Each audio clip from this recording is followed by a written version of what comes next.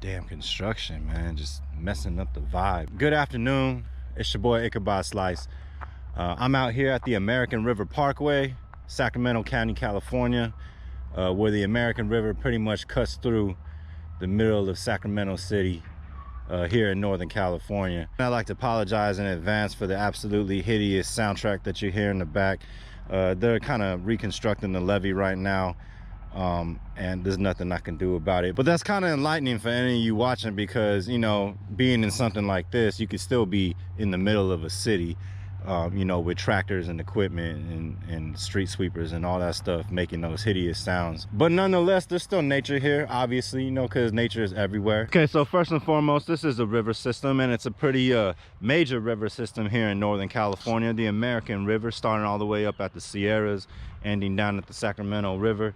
And just like most natural rivers, although this really isn't completely natural, it's been heavily engineered, like with levees and changing the banks and sometimes contorting the flow of the river systems ever since the gold rush back in the 1800s. You got dams like Folsom Lake upstream and other dam systems where this river forks upstream that are pretty much regulating the flow of water down the major stem of this river. But, you know, for the most part, the flow down this river is pretty natural, and during wet flooded seasons, the water level can rise significantly. It'll cover all this land right here that's exposed, and even then some up there, probably all the way up to that construction area. That's probably why they're redoing the levees. They might be expecting major flood seasons coming this winter or something like that. But yeah, believe it or not, all this stuff is covered in water. Flows will come through here. Some of these trees might get knocked out or torn down.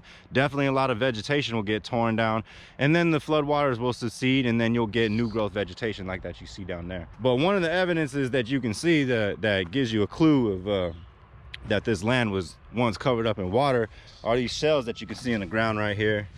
See all these little fragmented shells right here? So these shells are the remnants of organisms in the phylum Mollusca, which is the phylum of mollusks, squid, snails, slugs, chitons, and clams and mussels. So these would be in the class Bivalvia, which is the class of clams, mussels, oysters, stuff like that. And these shells here are the remnants of Corbicula fluminea, aka the Asian clam, an introduced species of bivalve mollusk here to the United States. They can be found all over the United States. They pretty much have intruded in every freshwater ecosystem that you can think of. All the rivers, all the freshwater rivers, freshwater lakes, northern and southern California, all throughout the United States. And you can see how many fragments are here.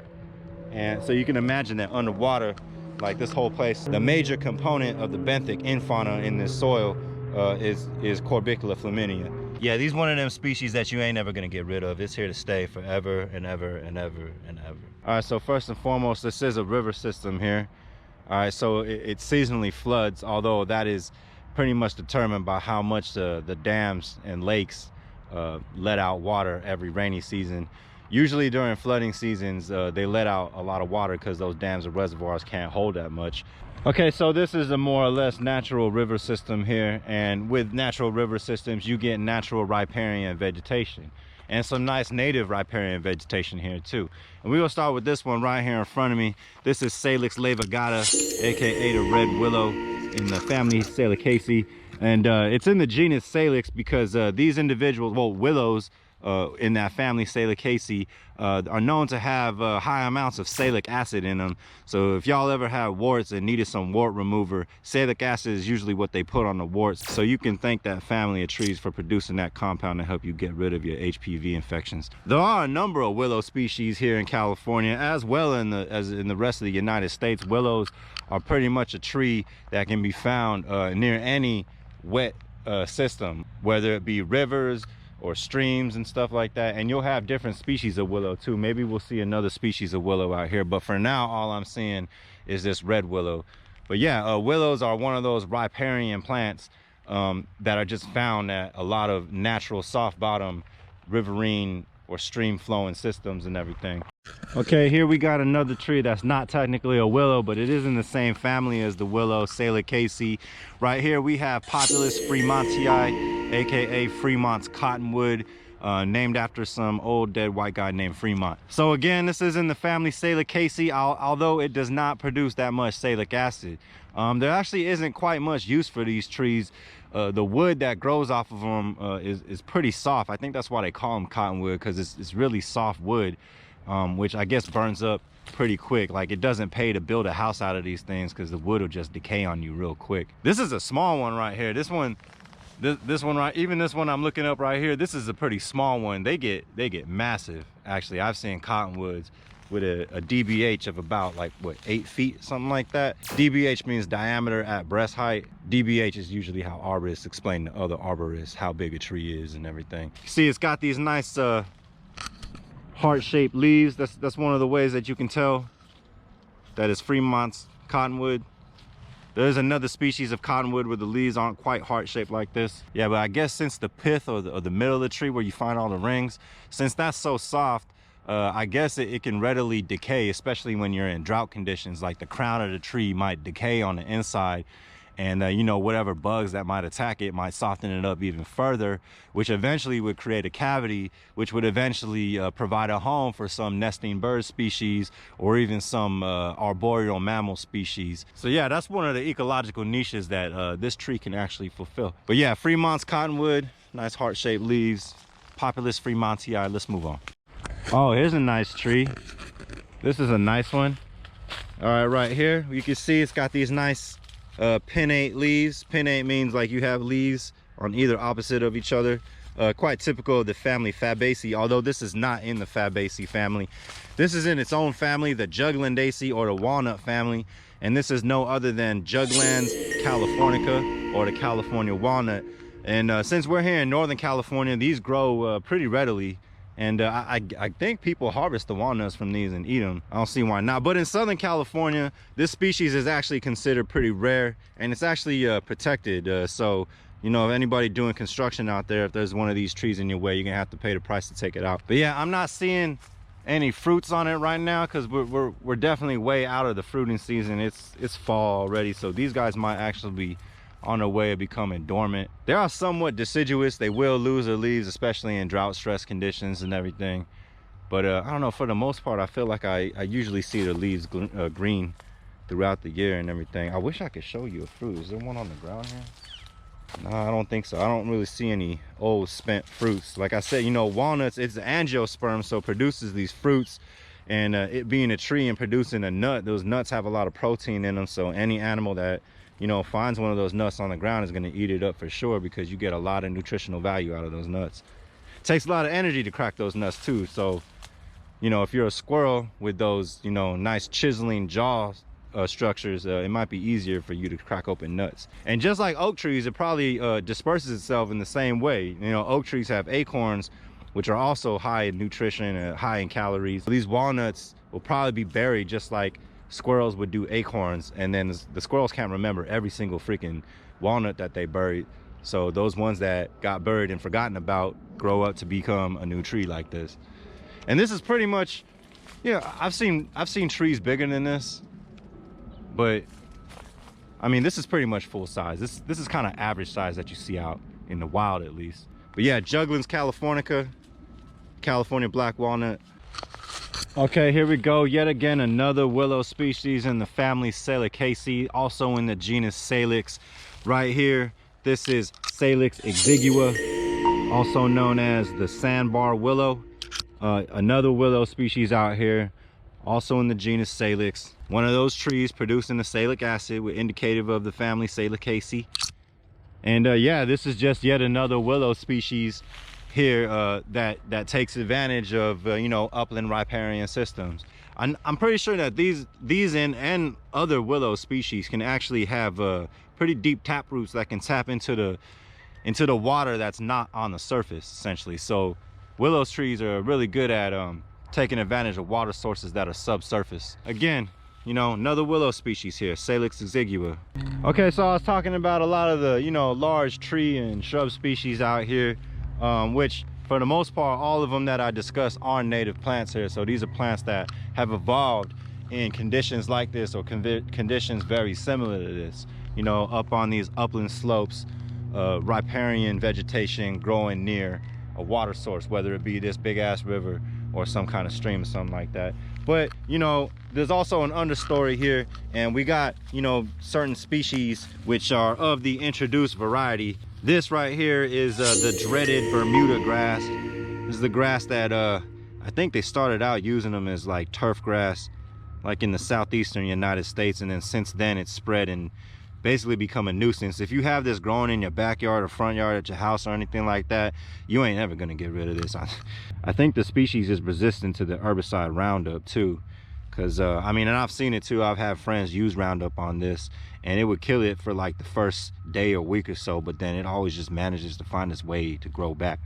And when it does grow back, it kind of grows back with a vengeance. So, you know, whatever's going on in this biology of this plant, it suits it well for wherever it's living here in North America. I wonder if it's introduced in other places too, but I think it's originally from, I think, Africa, Mediterranean region or something like that. I gotta double check that. Oh, by the way, the species name is Cynodon dactylum. I think dactylum because of the inflorescence right here. This is where, you know, the little flowers and the seeds eventually get produced. Kind of looks like a bird's foot. Dactylum mean like, I guess like fingers, hands or something like that. So it kind of looks like that. But yeah, Bermuda grass. Probably another one of those species that's here to stay. Okay, so here's a nice view right here. If you remember from a few seconds earlier, I talked about the trees and everything, talked about one species of grass. But you know, as I pan over to the right here, you can kind of see, you know, the change of ecotone or the change of habitat, going from upland terrestrial, a lot of big trees and everything, to more or less shrubby habitat, and then going into full aquatic. And you even got a floating layer of vegetation right there. I'll talk about that in a minute. Okay, moving closer to the water, we get more plants that are to what botanists refer to as obligate wetland plants, meaning these are plants that pretty much their lifestyle is obligated to live in a very wet system, whether it's during seasonal floods or, you know, close to a wet area, you know, like that river right there. But yeah, this is in the genus Cyperus, family Cyperaceae, which is the sedge family. Sedges are a type of wetland plant, not to be confused with rushes. The main way you tell the difference between a sedge and a rush is you look at the stem, you feel the stem. This one obviously has kind of like a triangular edge to its stem. I guess the rhyme is sedges have edges, rushes are round. But yeah, look at the inflorescence right there.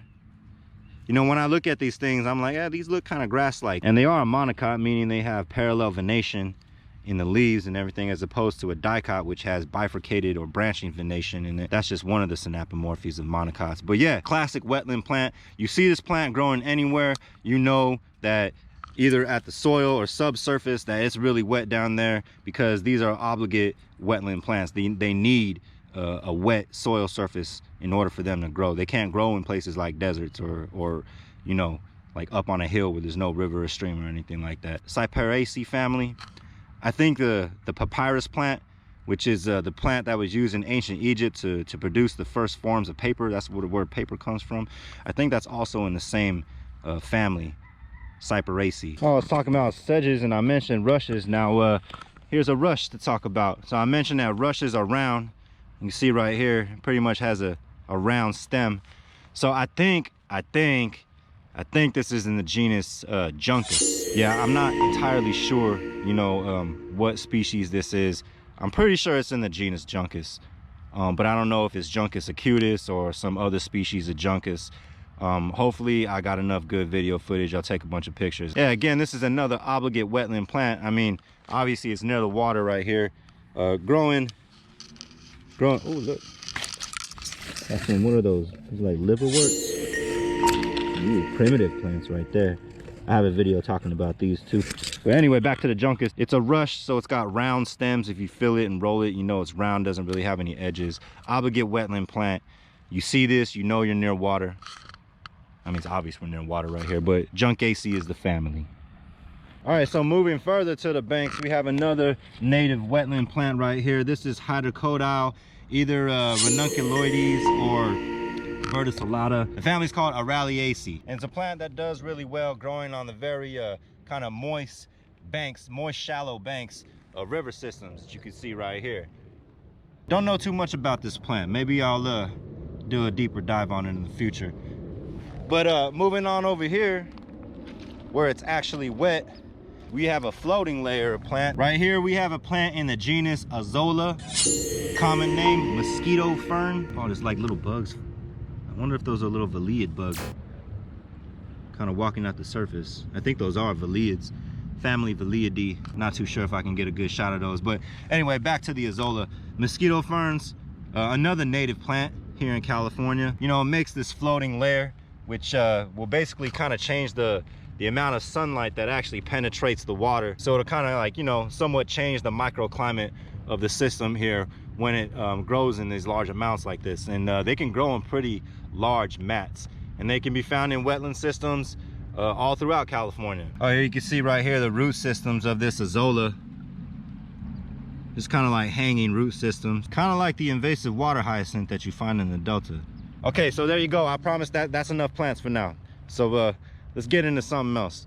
Now you can see the bottom here, it's heavily crenulated, a lot of surface area, which in theory, you know, should provide a lot of habitable space for all sorts of invertebrates and even little fish. And I see little fish swimming through here, but I can't tell you exactly what species they are. But however, since this is a river system that flows right through a city, right through suburbia, and even at some points through downtown major metropolitan areas, you know, you got a lot of human visitation, whether it's, you know, party groups from college kids coming down here to drink, smoke weed, float the river, and possibly drown, all the way to, you know, homeless populations that are living along the banks of this river. Because I guess if you're going to be homeless, you might as well choose somewhere pretty to live.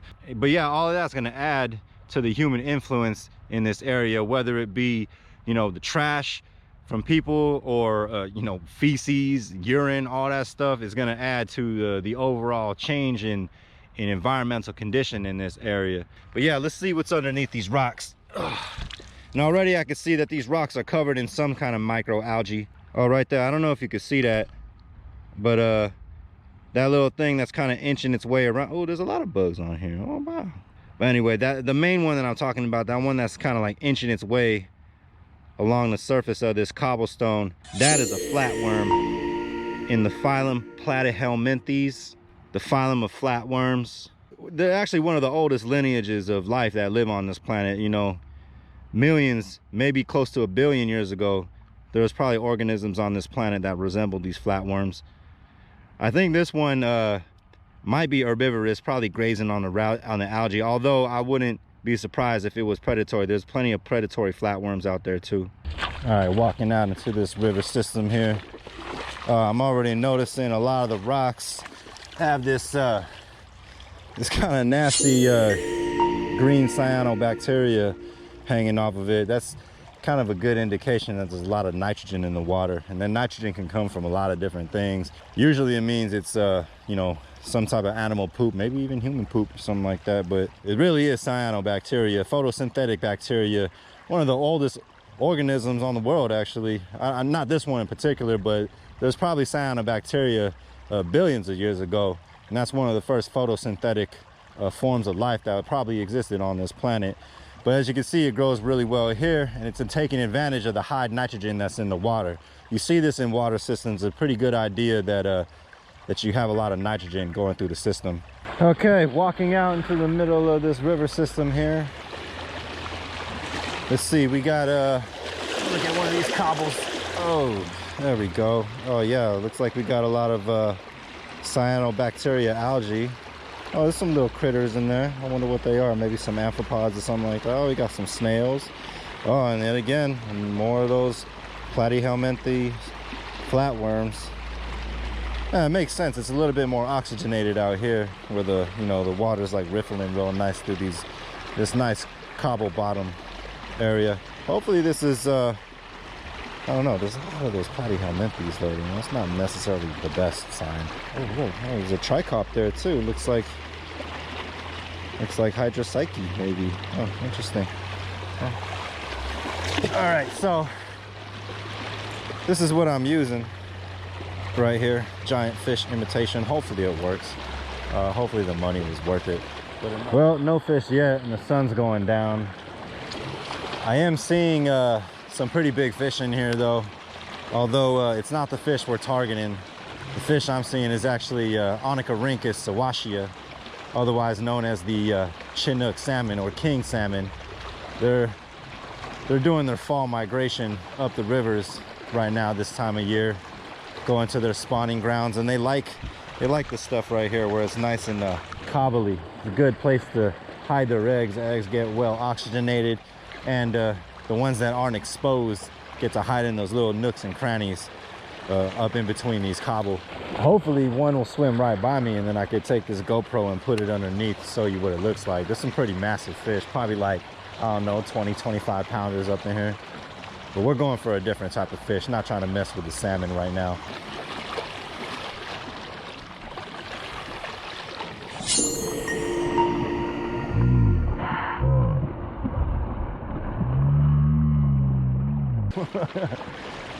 You see that? That was a salmon right there.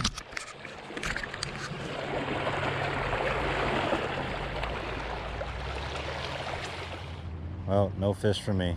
But you know, that's how fishing goes. That's why it's called fishing, not catching.